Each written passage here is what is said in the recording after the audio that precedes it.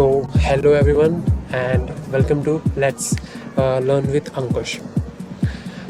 Last दो C++ DSA के बाद मैं यहाँ पे आ गया हूँ। एक बेसिक नॉलेज हमको स्टैटिक साइट के बारे में होना चाहिए, डायनामिक साइट के बारे में होना चाहिए। यहाँ पे एक और सीरीज़ है जहाँ पे हम कुछ बेसिक नॉलेज ले रहे होंगे कंप्यूटर्स के बारे में और बाकी कुछ चीज़ों के बारे में, वो हम आगे फर्दर डिस्कस करेंगे।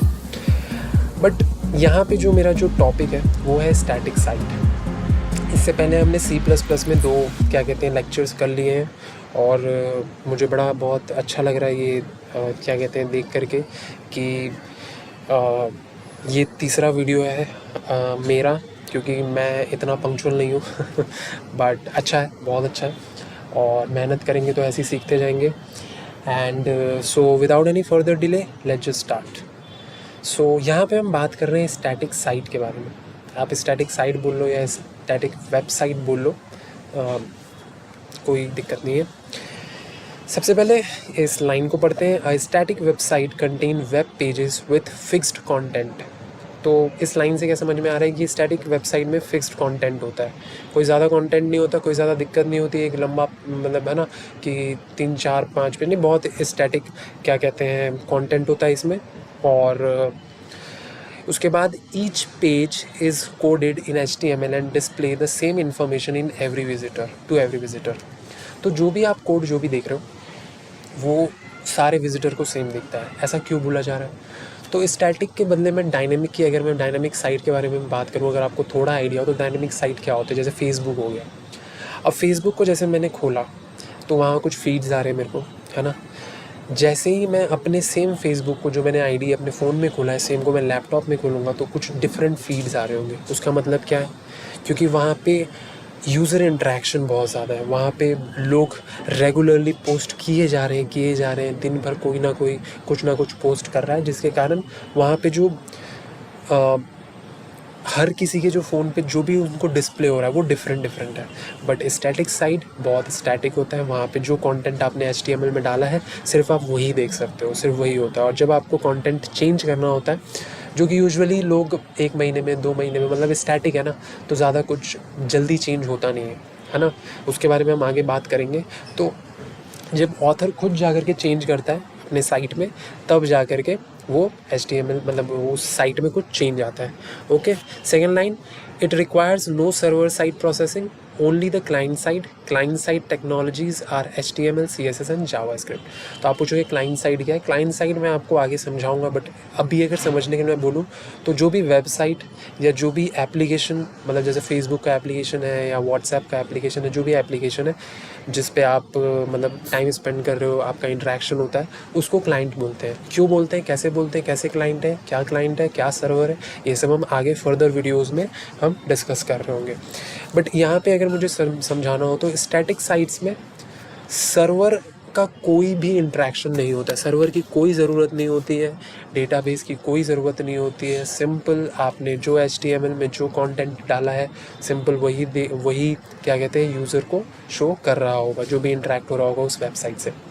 Example, gym and school websites etcetera, बहुत सारे अलग अलग टाइप के हो सकते हैं। जिम का जैसे कि कोई पर्टिकुलर आपने कोई अपने घर के आसपास कोई आपने जिम देखा, थोड़ा सा फेमस है, आपने बोला कि मेरे को थोड़ा प्राइस, मतलब आपने सुना तो आपने बोला कि यार मेरे को प्राइस पता करना है, मुझे किस तरीके के ट्रेनर्स हैं, कैसे क्वालिफाइड हैं, किस टाइप के हैं, वो सब देखना है।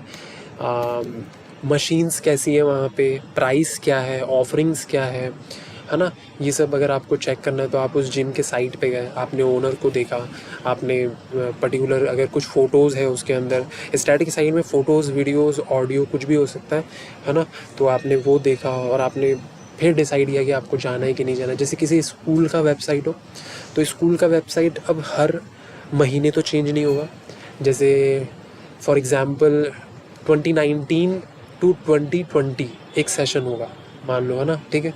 अब उस सेशन में आपको ये दिखाया जाएगा कि उससे पहले के जो भी सेशंस थे उसमें कौन टॉपर रहा है, किसने अच्छी किसको प्राइज़ कितना मिला है, क्या मतलब, है ना। ये सब सारी चीज़ें आप उसमें देखोगे। और मतलब स्कूल में क्या नए और चेंजेस आ रहे हैं, क्लास में क्या चेंजेस आ रहे हैं, टॉपर्स कैसे हैं, फ़ीस क्या है, ये सब, और है ना, ये सब कुछ कुछ आप उस साइट में देख रहे होगे। आपके क्या कहते हैं, जो प्रिंसिपल है, टीचर्स हैं, वो कितने क्वालिफाइड हैं, क्या क्या किन्होंने क्या किया है, तो सबको उस साइट पे जा कर के, जैसे पेरेंट्स वगैरह को देखना है स्कूल के बारे में, है ना, तो वो जा कर के उस साइट में देख सकते हैं। ओके, स्टैटिक साइट अगर आपको जैसे बनाना है, जैसे कि तो बहुत ज़रूरी नहीं है कि बहुत ज़्यादा आपको लॉजिक आना चाहिए, आपको एकदम ही, आपको अगर नॉर्मल HTML CSS जावास्क्रिप्ट अगर यूज़ करने आता है तो आप you are good to go for making static website. आप एकदम इजीली बना सकते हो।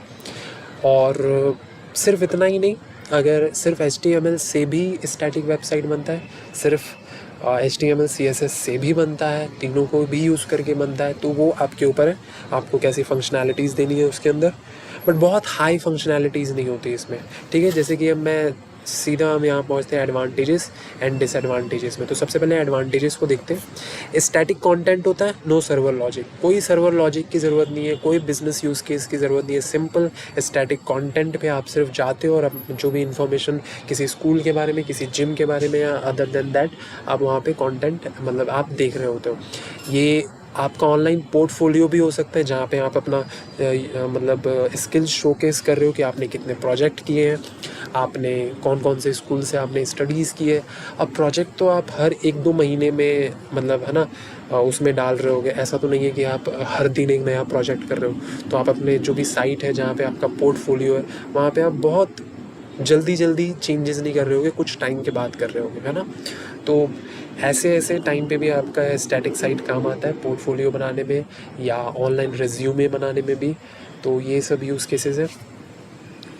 सिंपल एंड क्विक क्रिएशन, हाँ, जैसे कि एक रिज्यूमे बनाना है तो बहुत सिंपल क्रिएशन होता है, एक आदमी खुद बैठ करके बना सकता है।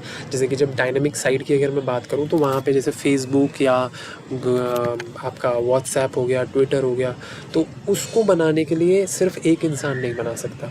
मे बी अगर बना सकता हो तो अच्छी बात है, बट मेरे हिसाब से एक इंसान तो नहीं बना सकता। उसके लिए आपको एक फ्रंट एंड बनाने वाला चाहिए, कोई बैक एंड बनाने वाला चाहिए, UI डिज़ाइनर चाहिए, कोई डेटा को संभालने वाला चाहिए, कोई सर्वर को संभालने वाला चाहिए। बहुत सारे लोगों की ज़रूरत पड़ती है और वो हाई कॉस्ट भी होता है, जो कि मैंने ये भी कवर कर लिया।